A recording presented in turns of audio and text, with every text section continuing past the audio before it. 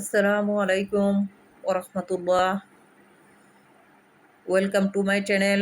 সম্মানিত মুসলিম ভাই বোনেরা, আজ আমি আপনাদের সামনে আলোচনা করব 5টি অমূল্য উপদেশ বা 5টি অমূল্য বাণী সম্পর্কে রাসূল সাল্লাল্লাহু আলাইহি সাল্লামের।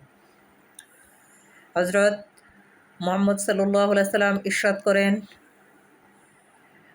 রাসূল সাল্লাল্লাহু আলাইহি সাল্লামের 5টি অমূল্য উপদেশের 1 নম্বর হচ্ছে, কানে কানে কথা বলিলে গুরুত্বপূর্ণ বিষয়ের গুরুত্ব এবং গোপনীয়তা রক্ষা পায়।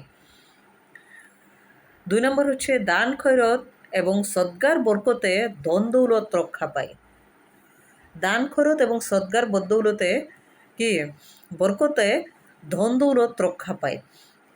3 নম্বর হচ্ছে খুলুসিয়াত, অর্থাৎ উদ্দেশ্যের সততার কারণে নেক কাজের মর্যাদা ও সওয়াব রক্ষা পায়।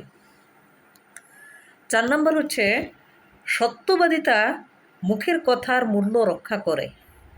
সত্যবাদিতা, যে সবসময় সত্য কথা বলে তার কথার কিন্তু মূল্য রক্ষা পায় সত্যবাদিতার কারণেই।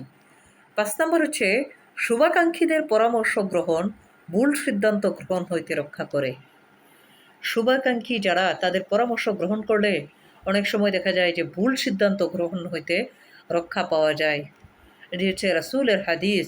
এই 5টি অমূল্য উপদেশ যারা মেনে চলে তাদেরকে অনেক সময় অনেক বিপদ আপদ হইতে নিজেরাই রক্ষা পেয়ে থাকেন।